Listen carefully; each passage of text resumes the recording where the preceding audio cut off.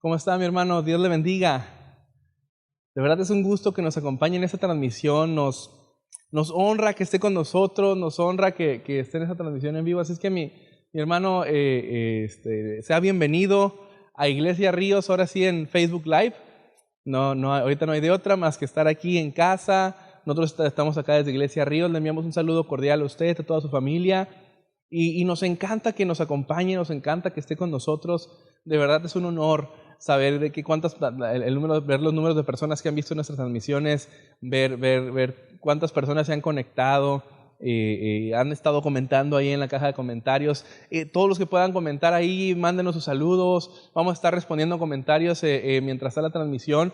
Así es que nos da mucho gusto que esté con nosotros. Nos honra de verdad que abra la transmisión, que nos acompañe. Y bueno, hemos estado estudiando el libro de Primera de Corintios.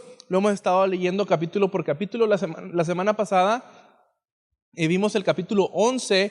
Nos adelantamos un poco por el tema de la Santa Cena. Yo sé que estuvo un poco largo, pero creo que el punto se entendió. Espero que haya podido hacer la Santa Cena con su familia, que haya podido convivir, recordar que Jesucristo murió y resucitó por nosotros, que ese es el objetivo de la Santa Cena, recordar y anunciar a Jesucristo. Entonces, el día de hoy continuamos. Nos habíamos quedado en el capítulo 4, después vimos el 11 por motivo de la Santa Cena, y ahora continuamos con el capítulo 5. Así es que en esta tarde, abra su Biblia en el libro de Primera de Corintios capítulo 5 y vamos a comenzar a leer versículo por versículo. Vamos a intentar discernir, vamos a intentar exprimir, escudriñar qué es lo que nos quiso decir entre líneas el apóstol Pablo en esta carta a los Corintios. Ahí en su lugar, incline su rostro, cierre sus ojos y vamos a orar. Padre, agradecemos tu presencia en este lugar. Sabemos, Señor, que tú estás en medio de cada uno de nosotros. Tu palabra dice que donde estamos 2 o 3 congregados en tu nombre, ahí estás tú. Así que yo sé que tú estás en cada casa, estás en medio de cada lugar, en cada persona que está viendo esta transmisión.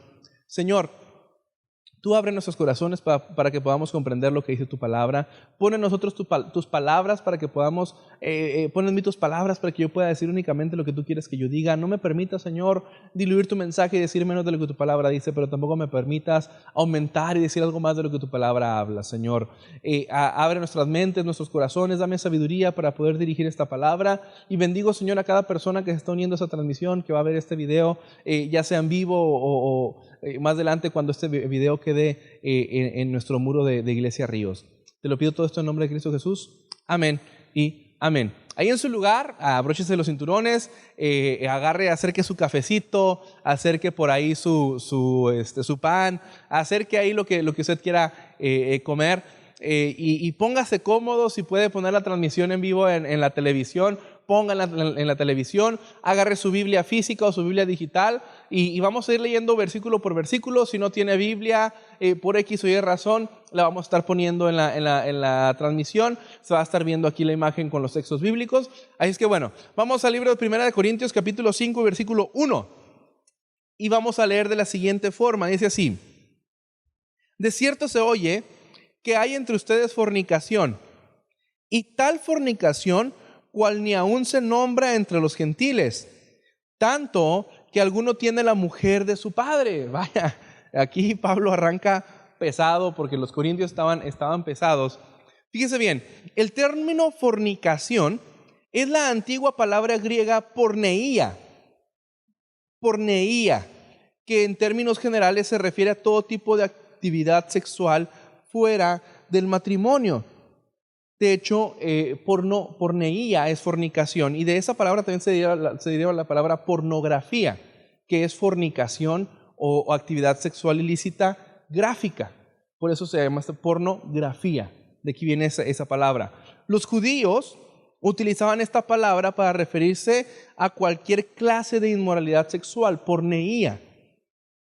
Porneia aparece con frecuencia en el primer lugar en las listas de pecados del Nuevo Testamento, pero no porque los primeros cristianos tuvieran deslices relacionados con inmoralidad.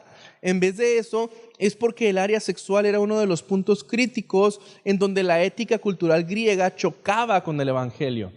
La semana pasada vimos en el capítulo 11 de Corintios cómo había rasgos culturales en el punto en donde Pablo lo permitía y no solo lo permitía, sino que lo hacía una ley para esta cultura, en el caso de las mujeres, como hablaba de cómo debían cubrir su cabeza, simbolizando que estaban bajo autoridad. Esto era una parte de la cultura, pero también parte de la cultura griega era que en los banquetes los ricos comían primero y los pobres comían al último y comida de menor calidad.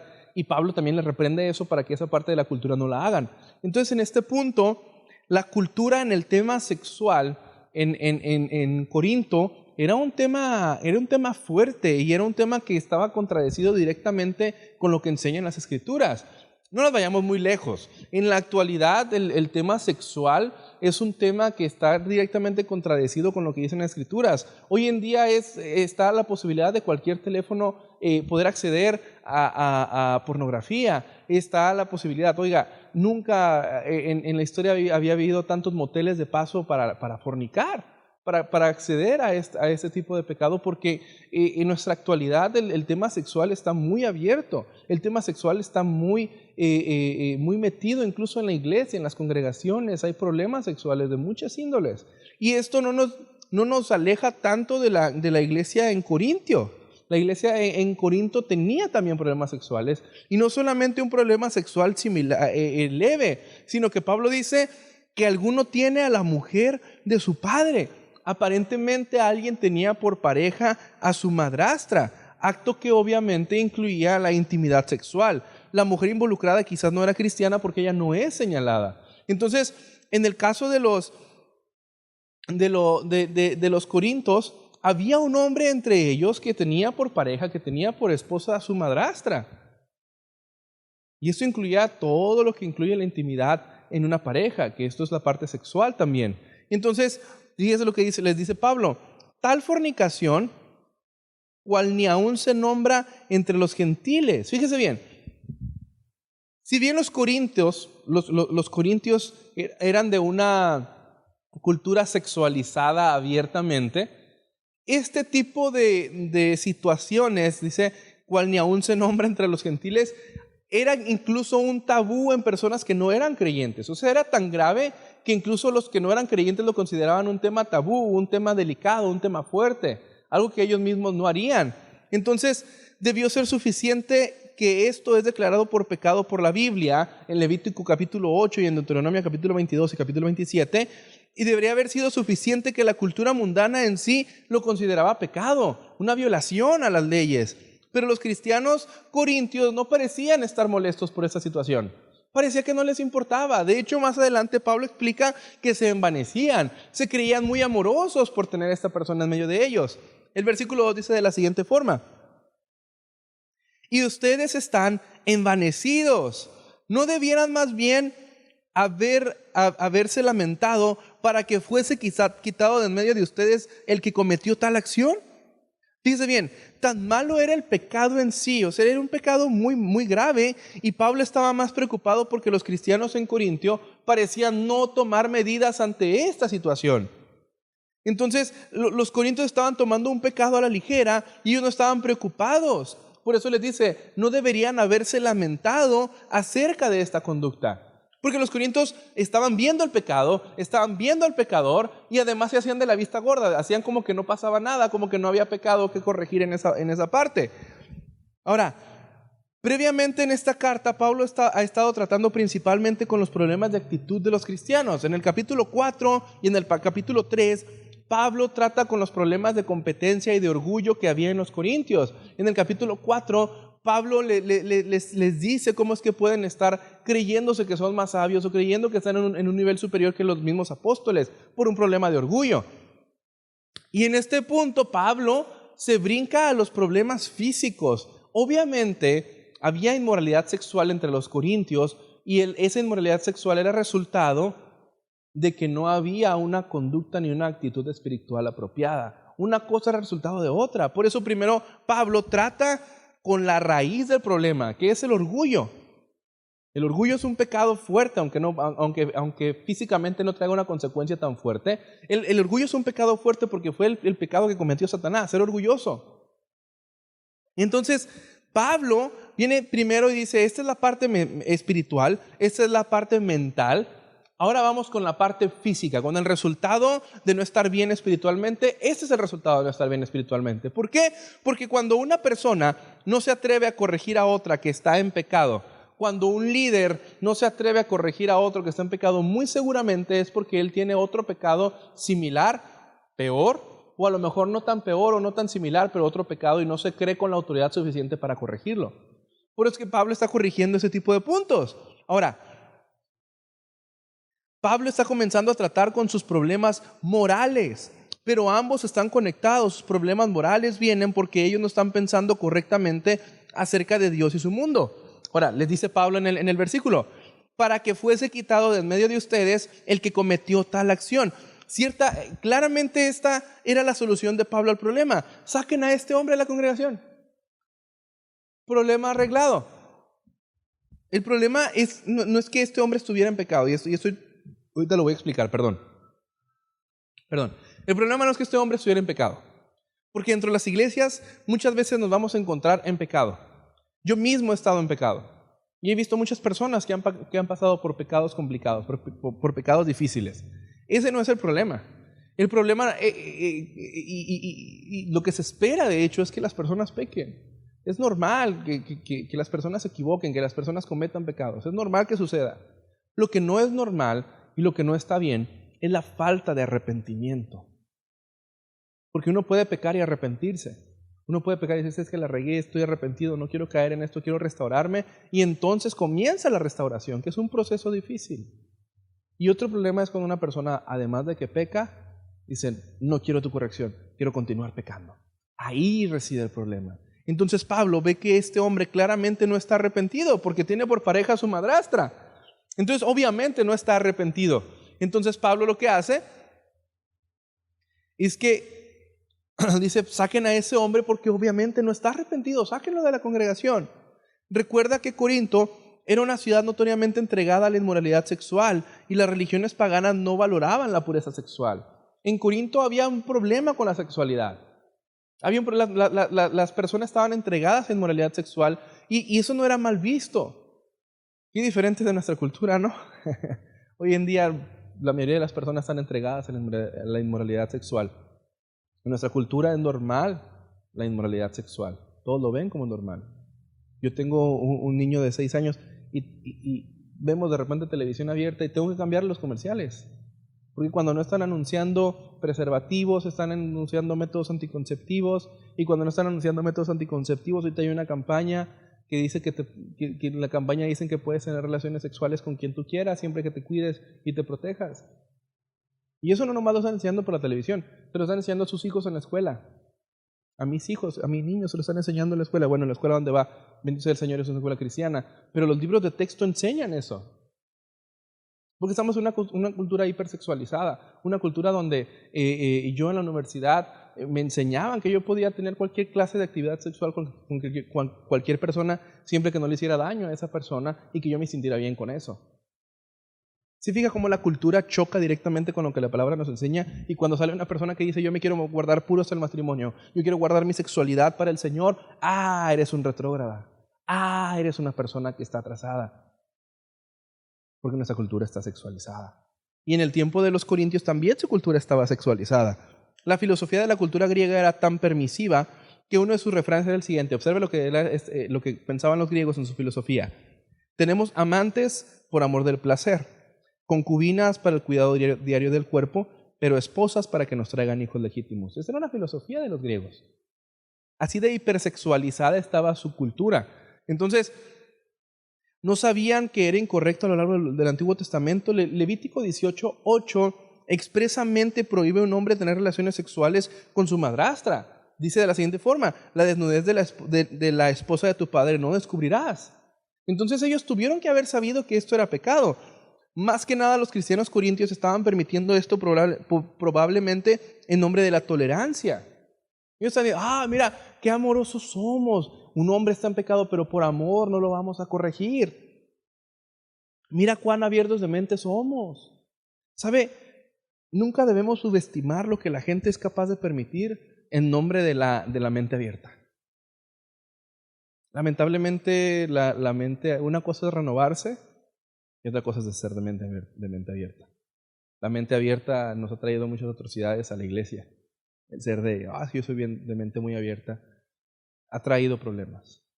Y seguirá trayendo y seguimos siendo permisivos con el pecado. Porque al final de cuentas, por más de mente abierta que podamos llegar a ser, el pecado se llama pecado. Y así se le tiene que seguir llamando, siempre. Eso no cambia. Los cristianos corintios eran orgullosos, por eso le dice Pablo, estáis envanecidos de su aceptación de este hombre. Ellos pensaron que esto decía algo bueno de ellos, pero en lugar de gloriarse, ellos deberían lamentarse, tanto por el hombre y por lo que deben hacer. Y por eso Pablo dice, tienen que quitarlo de medio de vosotros. El versículo del 3 al 5 dice, ciertamente yo, como ausente en cuerpo, pero presente en espíritu, ya como presente he juzgado al que tal cosa ha hecho. En el nombre de nuestro Señor Jesucristo, reunidos ustedes y mi espíritu con el poder de nuestro Señor Jesucristo, el tal sea entregado a Satanás para destrucción de la carne, a fin de que el espíritu sea salvo en el día del Señor Jesús. Fíjense bien, Pablo dice, ausente en cuerpo, pero presente en espíritu. Cuando Pablo menciona su espíritu presente, dice, ahí con esta carta, hagan de cuenta que va mi espíritu presente. A lo mejor yo físicamente no estoy ahí, pero mi espíritu está ahí presente, porque mi autoridad apostólica no se ve disminuida por la distancia. No porque yo esté lejos, mi autoridad apostólica disminuye.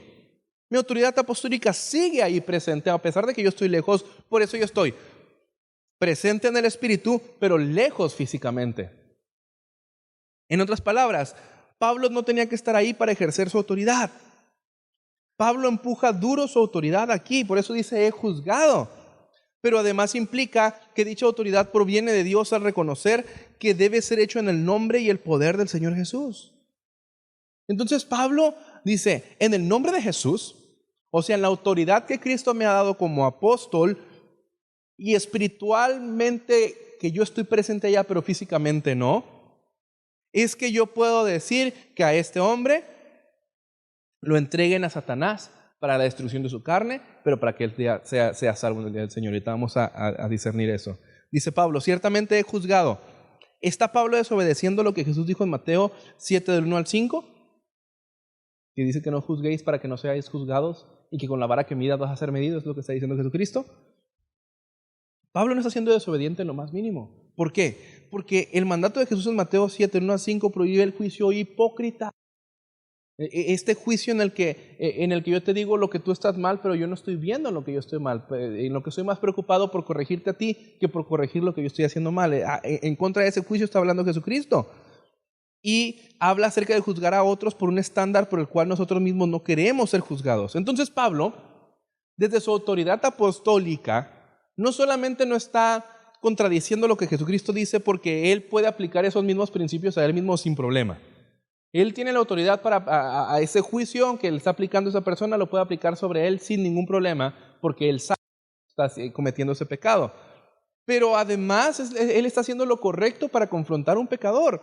En el libro de Mateo, capítulo 18, versículo del 15 al 17, Jesús deja instrucciones claras para manejar esas situaciones. Y Jesús dice, lo primero que tienes que hacer cuando alguien peca es hablar directamente con la persona. Y si reincide, vamos con el paso 2. Entonces el paso 2 dice, si la persona reincide, habla con la persona, pero además agrega 2 testigos para que haya testigo de que hay un pecado ahí. Pero si la persona reincide en su pecado, entonces vamos al paso 3, que es, háblalo frente a la congregación. Háblalo frente a todos, que todos sean testigos de que hay un pecado ahí. Pero si aún así reincide en el pecado, Jesucristo dice entonces tenlo como un escriba o como una persona gentil más. Pero Pablo esto lo traduce a expulsarlo de la congregación.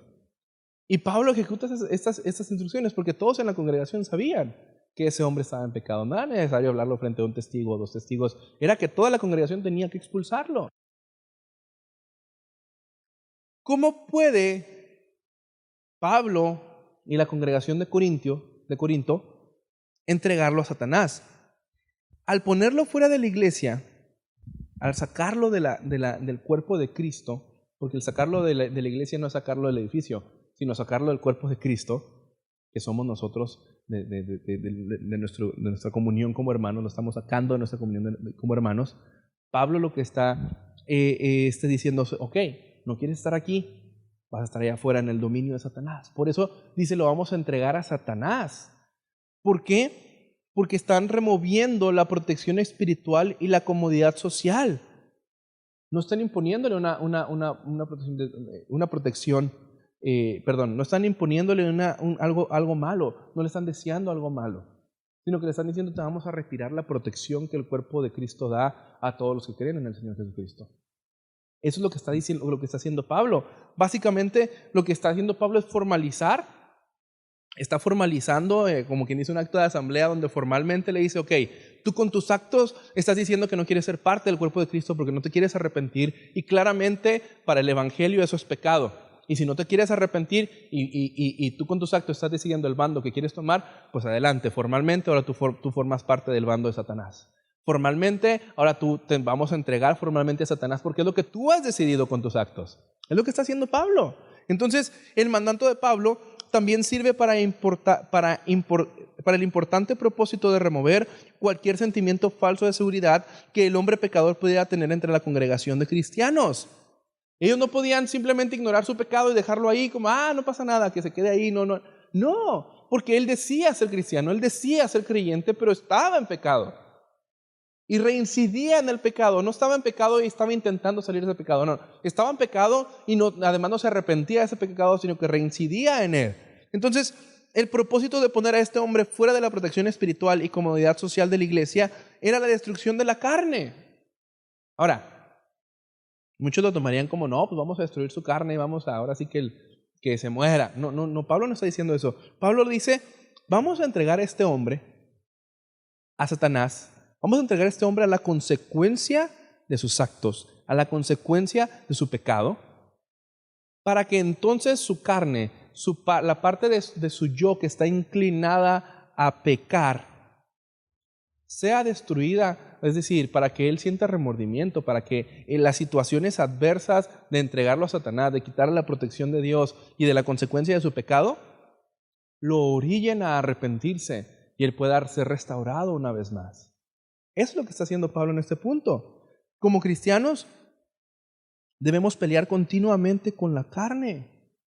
Pablo espera que poniendo a este hombre fuera de la protección de Dios y fuera del cuerpo de Cristo, su carne se debilite, su espíritu sea fortalecido y entonces él mismo se aleje del pecado y venga arrepentimiento para continuar en el camino del Señor. No para destruirlo, no para desearle un mal, sino por bien de él y por el bien de la iglesia. Y vamos a ver por qué. A fin de que su espíritu, dice Pablo, sea salvo en el día del Señor Jesús. La meta de la disciplina es clara. La salvación, no la destrucción. La disciplina que Pablo está imponiendo aquí no es para destruir a este hombre, sino para que la conducta de este hombre sea corregida. Y eso lo tenemos que aprender como cristianos. Muchas veces nos cuesta aceptar la corrección. A veces nuestro liderazgo nos corrige y nos cuesta aceptar la corrección. A mí me cuesta aceptar la corrección. Yo no soy una perita en almíbar ni orino agua bendita. A mí me cuesta aceptar la corrección. Me es difícil cuando vienen y me corrigen. A todos nos complica aceptar nuestros propios errores. Porque en nuestra mente todos estamos bien. En nuestra mente yo soy el que tiene razón y los demás están equivocados. Y cuando alguien viene y dice, no, tú eres el que está equivocado, tú eres el que está mal, eso nos cuesta. Entonces tenemos que entender que muchas veces nuestro liderazgo nos corrige porque hay una razón específica. Y si nosotros somos liderazgo, tenemos que aprender a corregir, no para destruir, no para desearle mal a la persona. Tenemos que aprender a corregir para restaurar. La disciplina no es para avergonzar a una persona, es para restaurarla en el camino del Señor. Ahora, aunque la conducta de este hombre es claramente pecaminosa, necesitaba una corrección severa, Pablo no le escribe como perdido para siempre. El uso efectivo de la disciplina de la iglesia aún puede verlo en salvación. Por eso dice, para que entregar su cuerpo a su carne a Satanás, para destrucción de su carne, pero para la salvación de su espíritu, para que este hombre se salve a final de cuentas. Por eso Pablo en 2 Tesalonicenses capítulo 3 y versículo 14 y 15 escribe, si alguno no obedece a lo que decimos por medio de esta carta, a este señaladlo y no se junten con él para que se avergüence, mas no lo tengan por enemigo, sino amonéstenle como a hermano. Ese era el objetivo de la disciplina de Pablo. No lo tengan como enemigo. Señálenlo. Díganle, estás mal, corríjanlo. Déjenle de hablar si es necesario para que se corrija de su pecado, para que escarmiente. Y entonces cuando él se arrepienta, cuando él diga, ya estoy arrepentido y quiero restaurarme, trátenlo como hermano con amor, acérquenlo y restáurenlo. Eso es el proceso correcto. Eso es lo que está diciendo Pablo. Incluso Pablo, después de ver el proceso de este hombre, le escribe a los Corintios en su segunda carta. En 2 Corintios, Pablo ve que los corintios le hacen caso a las instrucciones que él dejó y ve cómo todos le dejan de hablar al hombre este que había pecado. Todos le quitaban el habla, todos se le impusieron y dijeron, estás en pecado, siguiendo las instrucciones que dejó Pablo. Y después Pablo, cuando ve cómo le fue a este hombre que terminó arrepintiéndose de su pecado, después Pablo en 2 Corintios capítulo 2 y versículo del 5 al 8 deja las siguientes instrucciones. Fíjese bien, no exagero cuando digo que el hombre que gozó todos los problemas los lastimó más a todos ustedes que a mí. La mayoría de ustedes se le opusieron y eso ya fue suficiente castigo. No obstante, ahora es tiempo de perdonarlo y consolarlo. De otro modo, podría ser vencido por el desaliento. Así que ahora los insto a que reafirmen su amor por él. ¿Sí se fija?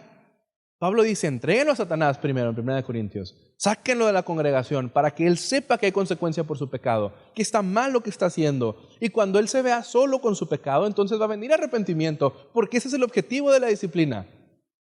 El objetivo de la disciplina no es destruir a las personas, no es tener a las personas por enemigos.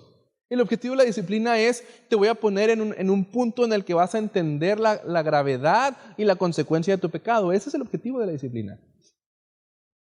Y ya que tú entiendas la gravedad y la consecuencia de tu pecado, entonces te voy a acercar cuando tú vengas arrepentido y te voy a restaurar. Porque esa es la idea. Eso fue lo que pasó con el hijo pródigo. Él se fue, se perdió. Cuando encontró la consecuencia de su pecado, vino y lo restauró. ¿Qué dijo el padre? Ah, no, tú eres pecador. No, ya pecaste, ya para afuera. No, el padre lo abrazó y lo restauró y le dio su lugar, y le puso un anillo y lo volvió a vestir, porque eso es lo que tenemos que hacer como hijos de Dios. Pero lamentablemente todos somos como el otro hermano, que el Señor restaura a alguien que se fue de la iglesia, que el Señor restaura a alguien que cayó en pecado. Y en lugar de alegrarnos y contentarnos porque el Padre hace fiesta por él, nos enojamos y decimos, sí, ¿por qué le haces fiesta? Si él pecó, yo aquí sigo siempre. Ese es el problema de la iglesia. Ahora, Pablo no dice que la iglesia debería quitarle la salvación al hombre pecador. La iglesia no garantiza salvación, la salvación no la da la iglesia. La iglesia comparte las buenas nuevas, la iglesia comparte el evangelio, la iglesia hace que el evangelio sea extendido, pero la iglesia no da salvación. Y tampoco puede decir quién sí tiene salvación y quién no tiene salvación. La iglesia no puede hacer eso. El único que puede dar salvación y que puede decir quién sí tiene y quién no tiene es nuestro Señor Jesucristo. Nuestro trabajo es restaurar a las personas. Nuestro trabajo es, si alguien pecó, corregirlo. Ese es nuestro trabajo, no saber decir si tiene o no tiene salvación. No podemos decirlo, no podemos saberlo, solo el Señor lo sabe. Ya lo dije yo hace 2 semanas. Muy posiblemente cuando estemos allá en las bodas del Cordero frente al Señor, nos vamos a dar chascos de ver quién sí está ahí y nos vamos a sorprender de quién asegurábamos que iba a estar ahí y no esté ahí. En la iglesia hoy en día, esto raramente trae un pecador al arrepentimiento. Porque hoy en día hay muchas iglesias, demasiadas congregaciones, y muchas veces los pastores corrigen por el bien de las personas, y las iglesias dicen, me corrigen, pues me voy. Aquí si no me reciben, allá en otra iglesia sí me van a recibir. Y entonces, por eso no se puede corregir. ¿Por qué? Porque entonces allá en otra iglesia donde no me conocen, donde no saben lo que hice, allá sí me van a recibir abiertamente. Si yo dirijo la alabanza, aquí me bajan de la alabanza porque estoy en pecado, pero voy allá a la otra iglesia y allá puedo empezar a dirigir la alabanza también. ¿Sí me explico? Por eso es que muchas veces este método no siempre funciona en nuestras iglesias. Y es fácil también, luego las personas juegan el papel de víctima, ¿no? Es que mi pastor, vieras qué tanto daño me hizo, me corrió de la iglesia. Ay, Dios. Pero no dicen estoy en adulterio, no dicen estoy en fornicación, no dicen me sorprendieron hurtando. No dicen eso. Por eso esto ya no funciona, por eso no funciona en nuestra actualidad. Claro, no estoy diciendo, lamentablemente hay muchos pastores que no intentan corregir, intentan destruir. De que los hay, los hay. Pero eso no significa que la corrección no sea buena. Y eso no significa que el irnos a otra congregación cuando intentan corregirnos esté bien. A lo mejor no es un pecado como tal, pero ético no es. Entonces, Versículo 6 del capítulo 5 de Primera de Corintios dice así: no es buena su jactancia. ¿No saben que un poco de levadura leuda toda la masa? Pablo de nuevo les dice, no es bueno que se jacten. No es bueno que crean que son bien amorosos por recibir un pecador entre ustedes. A alguien que es cristiano y que además está en pecado, adrede está en pecado aun cuando sabe que es pecado, y ustedes no le digan nada y no lo corrijan. Fue lo que pasó con los hijos del sacerdote Elí. Él sabía que sus hijos estaban en pecado y no los corrigió. Y si no los corrigió él, ¿quién los corrigió? El Señor. ¿Cómo los corrigió? Les quitó la vida. Por eso es importante que luego los pastores se preocupan por corregir a las ovejas y las ovejas no se quieren corregir.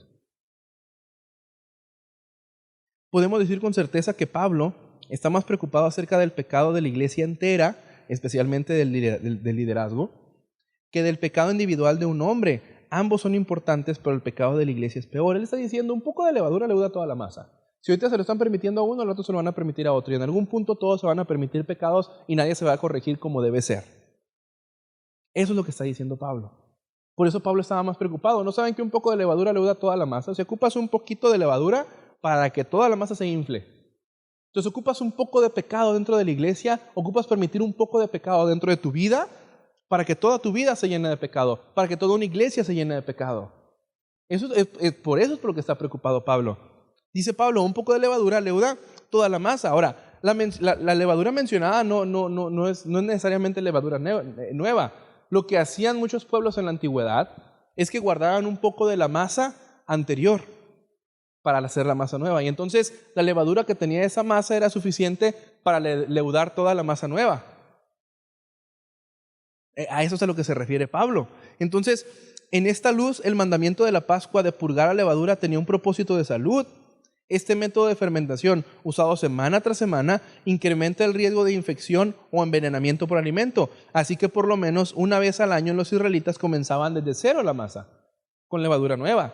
Entonces, el versículo del 7 al 8 continúa Pablo con la levadura diciendo: límpiense pues de la vieja levadura, para que sean nueva masa sin levadura como son. Porque nuestra Pascua, que es Cristo, ya fue sacrificada por nosotros. Así que celebremos la fiesta no con la vieja levadura, ni con levadura de malicia y de maldad, sino con panes sin levadura, de sinceridad y de verdad. Dice Pablo, límpiense pues de la vieja levadura. En la fiesta de la Pascua, toda la levadura era removida de la casa. No había levadura. Tenían que quitarlo, por eso se festejaba comiendo con panes sin levadura. Ya lo vimos la semana pasada, lo expliqué un poquito más a detalle en el tema este de la Pascua. Pablo dice que tal como los judíos estaban preocupados por remover toda la levadura, así la iglesia debería tener preocupación por remover tales pecadores notorios, porque son como levadura que se va a extender. Entonces dice, porque nuestra Pascua, que es Cristo. La conexión de Pablo entre la pureza de la Pascua y la vida cristiana no es un tramo extraño. Jesús es el Cordero de nuestra Pascua. Jesús es el Cordero que murió en nuestra Pascua y resucitó para que nosotros podamos ser limpios de nuestros pecados. Por eso Pablo hace la aclaración, porque nuestra Pascua, que es Cristo. Cristo es el Cordero inmolado que murió por nosotros. Ahora, nuestras vidas cristianas deben ser marcadas por las mismas cosas que caracterizaron la Pascua: salvación, liberación, gozo, plenitud y pureza de la levadura, que la levadura es representativo del pecado.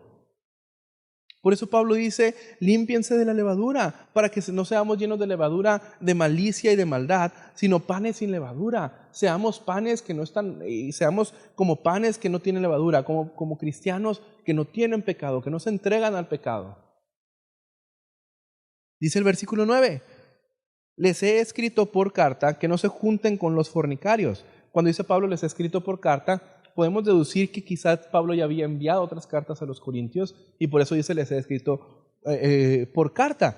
A lo mejor esas cartas no necesariamente estuvieron en el canon de la Biblia que fue inspirado por el Espíritu Santo. Por alguna razón no fueron inspiradas, pero lo más seguro es que ya está incluido aquí, porque Pablo aquí está repitiendo lo que ya les había dicho en ocasiones anteriores. Cuando dice que no se juntéis con los fornicarios, juntarse hace alusión a mezclarse. Entonces la instrucción de Pablo es, en el contexto de relaciones sociales, dice no se mezclen con los fornicarios o no se asocien con los fornicarios de manera cercana. Ahora, Pablo aquí aclara un punto bien importante, y este punto es crucial para este capítulo. En el versículo del 10 al 13 dice: no absolutamente con los fornicarios de este mundo, o con los ávaros, o con los ladrones, o con los idólatras, pues en tal caso les sería necesario salir del mundo. Más bien les escribí que no se junten con ninguno que, llamándose hermano, sea fornicario, o avaro, o idólatra, o maldiciente, o borracho, o ladrón. Con el tal ni aun coman. Porque, ¿qué razón tendría yo para juzgar a los que están afuera? ¿No juzgan ustedes a los que están adentro? Porque a los que están afuera Dios los juzgará. Quiten pues a ese perverso entre ustedes. Ahora, dice Pablo, no absolutamente con los fornicarios de este mundo. Pablo no quería que los cristianos esperaran una conducta piadosa de la gente inconversa. Pablo está diciendo que cuando les dice que no se junten con un fornicario, que no se junten con los fornicarios, o más bien, que no se junten con los pecadores, no se está refiriendo a los pecadores del mundo. Porque Pablo dice, para no juntarte con ningún pecador del mundo, para no juntarte con ningún pecador inconverso, tendrías que salir del mundo. Todo el día estamos en contacto con personas que no conocen a Jesucristo, con personas inconversas y pecadoras. Nosotros somos pecadores, pero conversos. Entonces Pablo dice, para no juntarte con ellos tendrías que salir de este mundo. Para ellos no está dirigida la palabra. Si hay en tu trabajo hay personas que están cometiendo pecado, no tienes por qué retirarles el habla. Al contrario, sé tú la Biblia que ellos van a leer para que se acerquen al Evangelio. No tienes por qué dejar de juntarte con tu familia que no conoce del Evangelio. No tienes por qué retirarles el habla ni decir, aléjense de mí que son pecadores. No. Pablo está diciendo con ellos, continúa tus relaciones, que puedas seguir asistiendo a sus fiestas, a sus bautizos. No practiques lo mismo que ellos practican, pero sé tu ejemplo para ellos, para que cuando ellos te miren digan, ahí viene mi familiar, ahí viene mi amigo que es creyente y es ejemplo en lo que él cree. Agarra cura, ríete, diviértete con tus amigos, no está mal, sean o no sean cristianos, con tu familia, que sea o no sea cristiano, diviértete con ellos, pero no practiques las mismas cosas que ellos practican, sea una diferencia para que ellos puedan ver en ti a Jesucristo. Entonces Pablo hace la aclaración, no absolutamente con los fornicarios de este mundo. O sea, Pablo dice, cuando le escribí que no se junten con los fornicarios, no me refería con los pecadores de este mundo. Sorpresivamente, este es exactamente el método que muchos toman para la santidad del caminar cristiano. Alejarse lo más posible de las personas inconversas, pero permitir pecado, lamentablemente, muchas veces en su propia vida o en la vida de la congregación. Muchos toman el método como decir, ¿sabes qué? Yo me voy a dejar de juntar con las personas O sea, yo solamente me puedo juntar con las personas que tengan mi misma higiene espiritual. Cuando Dios dice, no. O sea, Pablo está diciendo aquí, no, o sea, no pasa nada si te juntas con las personas de este mundo. Aléjate de las personas que dicen estar en santidad y en realidad están en pecado. Aléjate de las personas que dicen ser hermanos y están pecando deliberadamente. De ellos aléjate. Y aléjate no para que sean tus enemigos. Aléjate para que ellos vengan a arrepentimiento. Y cuando vengan a arrepentimiento y quieran salir de su pecado, dales la mano y sácalos del pecado. Eso es lo que está diciendo Pablo. No debería sorprendernos u ofendernos que aquellos que no conocen de Jesús sean pecadores. Pero los cristianos corintios esperaban un comportamiento cristiano de sus amigos cristianos y no lo estaban haciendo. En lugar de eso, Pablo les manda, con ellos ni aún coman. En la cultura, cuando uno quiere platicar con alguien, no le dices, hey, quiero platicar contigo, vamos a platicar un día. Le dices, hey, ¿cuándo nos tomamos un café? Hey, hasta se puso de moda el dicho, ¿no? ¿Se va a hacer o no se va a hacer la carnita asada, ¿no? ¿Por qué? Porque la carne asada, la comida, es solo un pretexto para el compañerismo. Entonces por eso Pablo dice, con ellos ni aún coman. ¿Por qué? Porque les está diciendo a los cristianos en Corinto que no continúen la relación con esas personas hasta que ellos muestren que quieren cambiar su vida, hasta que ellos tengan frutos de arrepentimiento. Hasta entonces dirígeles el habla de vuelta. Ahora, Pablo está advirtiendo a los cristianos en Corinto que no deben continuar en comunión cristiana con un pecador notorio que se hace llamar cristiano. Porque, ¿qué razón tendría yo, dice Pablo, para juzgar a los que están afuera? Porque los que están afuera, Dios los juzgará. Lamentablemente muchos cristianos nos las pasamos viendo qué hacen los de afuera. Nos las pasamos juzgando a los que están afuera. Dice, sí, afuera hay mucho pecado. Sí, hay mucho pecado, pero Dios se va a encargar de juzgar a esos. Nos las pasamos condenando a los de afuera. Y somos muy pasalones con nosotros mismos o con los de dentro de la iglesia. Cuando dentro de la iglesia pasan cosas dentro de muchas iglesias que no deberían de pasar. Entonces Pablo dice, ¿por qué vas a juzgar a los de afuera? Corrige a los que están adentro. Ama a los que están adentro. Pero los de afuera, ¿por qué los quieres juzgar? Entonces, Pablo lo que está enseñando aquí es que dice, no juzgan ustedes a los de adentro, quiten pues a ese perverso entre ustedes. Los cristianos de Corinto estaban diciendo, juzga a los que están dentro. No juzgues a otros ministerios, no juzgues a los de afuera. Juzga a los de adentro, a los de la casa de Dios. A ellos corrígelos. Si hay alguien pecando deliberadamente, dile, estás pecando deliberadamente o fuera. Ahora, no me confunda en este punto, no se me confunda. Yo hace 2 semanas decía que no deberíamos de juzgar. Y es cierto, hay una diferencia entre juzgar y corregir. Pero aquí Pablo sienta las bases a quién sí podemos juzgar. No podemos juzgar al pastor a quien ni siquiera conocemos. No podemos juzgar al ministerio de quien ni siquiera estamos adentro. Pablo sienta las bases y dice, hey, ese está en nuestra congregación. Ese lo conocemos, con ese tenemos convivio, con ese lo vemos. Porque mucha gente se sienta detrás de una computadora con el ministerio santo de desenmascarar falsos profetas. Y ese ministerio yo no lo encuentro por ninguna parte en la Biblia. Y no podemos juzgar lo que está afuera. Eso no es un juicio justo. Eso no es una forma correcta de juzgar. Por eso Pablo dice, si ves a una persona, y por eso Jesucristo dejó esos mandamientos. Si alguien pecó contra ti, ve y háblale directamente. Ahí lo puedes juzgar. Y si no reincide, entonces con 2 testigos, ahí lo puedes juzgar. Y si reincide, entonces frente a la congregación. ¿Por qué? ¿Cuál es el mérito necesario para poder juzgar a alguien que esté en la congregación? Y que tu juicio no sea para destruirlo ni para tenerlo como enemigo, sino que tu juicio sea para corregirlo. Eso es lo que cambia las cosas, es lo que cambia la perspectiva. Pablo dice, el pecado es pecado y se le llama tal como es. Por los de afuera no se preocupen, solo muéstrenles el evangelio. Por los de adentro corríjanlos cuando sea necesario. Y debemos recordar ambas porque es importante tratar con este hombre pecador entre los cristianos corintios, no solo por amor de la pureza de la iglesia, sino también por la propia salvación del hombre. Cuando corregimos a alguien, no es para destruirlo ni para tenerlo como enemigo, es por amor. Es para que enderece su caminar, para que le vaya mejor, para que se restaure, para que no se pierda su salvación, para que no se pierda su alma. Por eso se corrige. Ahí en su lugar, en donde está en su casa viendo esa transmisión, incline su rostro, cierre sus ojos y vamos a orar. Padre, agradecemos que tú estás en medio de nosotros. Y sabemos, Señor, que tú con cuerdas de amor nos atraes a ti. Sabemos, Padre, que tu presencia está en medio de nuestras vidas. Yo, Señor, en el nombre de Cristo Jesús, tu Hijo, bendigo a cada persona que está viendo esta transmisión, a cada persona que está viendo esta enseñanza, Señor. Que estas palabras no caigan en saco roto, sino que podamos entender lo que tú quieres enseñarnos y decirnos a través de las Escrituras.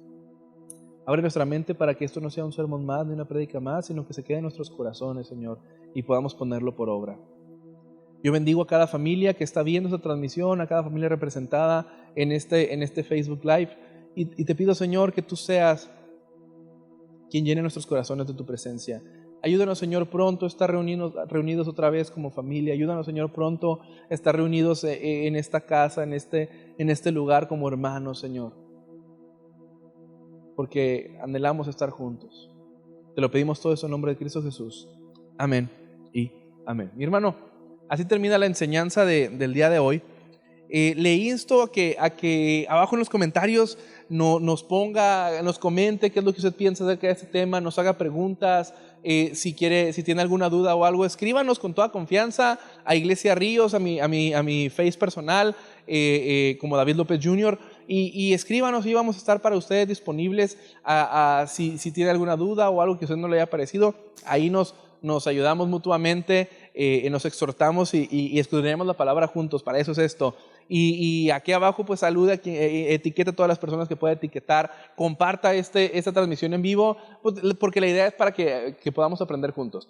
Así que mi hermano, Dios le bendiga. Nos vemos el próximo domingo en la transmisión de las 10 de la mañana. Ahí vamos a estar todos juntos alabando al Señor. Dios le bendiga.